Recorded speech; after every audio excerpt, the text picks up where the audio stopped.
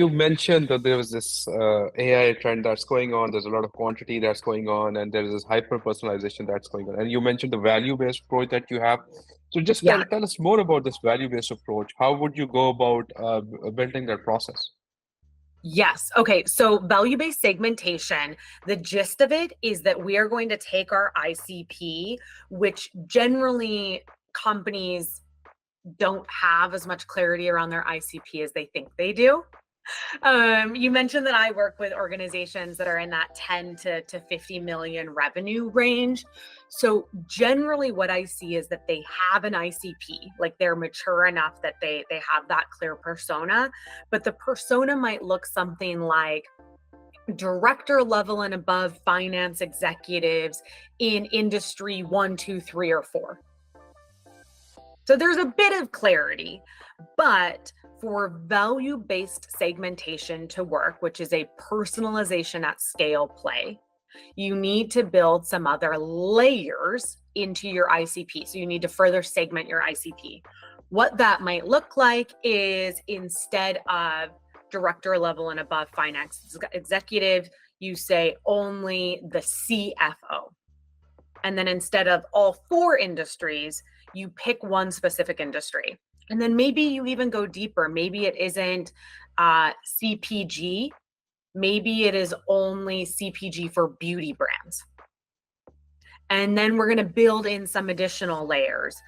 So maybe a revenue band layer, only organizations between 1 and 3 billion. And the goal by building those layers in, by creating that more niche segment within your ICP, is that you can now create messaging that speaks much more accurately to that person. Because if we think about it, the priorities, the challenges and the opportunities that are top of mind for a director of finance, much different than a CFO, right? So we can't write one email, even if we have great industry or revenue band segmentation, we can't write one email that's going to be equally important to both of those. Even if we, let's use a different example. We're talking only to the CFO persona. But if it's the CFO persona and it's in CPG and pharmaceuticals and telecom, again, like we just cannot create messaging that we would be highly confident is relevant to that persona. So value-based segmentation is about building in those additional layers so that you are creating smaller, tighter lists with more targeted focus on the messaging you can create.